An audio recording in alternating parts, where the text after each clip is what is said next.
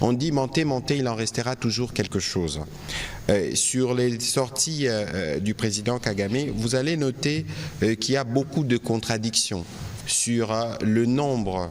pour commencer par là, parce qu'il parle des réfugiés tout le temps. Tantôt c'est 100 000, parfois c'est 70 000, aujourd'hui il parle de 130 000, mais tout ça c'est illustratif justement du mensonge qui les caractérise, parce que comment expliquer que nous accumulons de masse des déplacés internes de l'ordre de 3,5 millions et qui continuent de dire qu'il y a des Congolais qui traversent la frontière pour aller chez lui. C'est totalement faux, mais c'est dans son narratif habituel. Et d'ailleurs, je dois rappeler que sur cette question spécifique des réfugiés, en novembre de l'année dernière, nos experts et ceux du Rwanda se sont mis d'accord sous les auspices des HCR à la suite de la réunion qu'il y avait eu à Genève entre les ministres Lutundula à l'époque et son homologue rwandais, qui avait plafonné les chiffres des réfugiés congolais évalués à peu près 82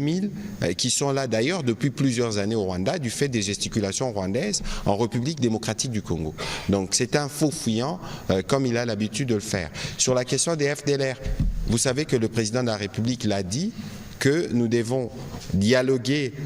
ou parler avec le Rwanda sur ces questions-là, notamment dans le cadre du processus de Luanda, pour en finir avec cet éternel prétexte, parce que je rappelle que les FDLR tuent d'abord en République démocratique du Congo. Il faut noter que le président angolais était ici en ces débuts de semaine, il a rencontré le président de la République et nous pensons que c'est dans ces cadres-là que les questions doivent être réglées, parce que nous avons suivi dans les médias, nous avons aussi entendu qu'il y a une tentative où qu'on amène des gens dans nos territoires disant que c'est des Congolais, c'est des réfugiés, mais c'est totalement d'abord irrégulier et pas du tout faisable, parce que contraire à ce qui a été communément convenu à Genève et dans les cadres de différents processus, parce que cette question, elle pourrait être réglée après avoir réglé la question principale, celle de l'agression, du retrait des troupes rwandaises et tout ce qui s'ensuit comme corollaire suivant les schémas tracés par les processus de Luanda. Donc il n'a pas à se détourner, il a plutôt à s'inscrire dans ce qui avait été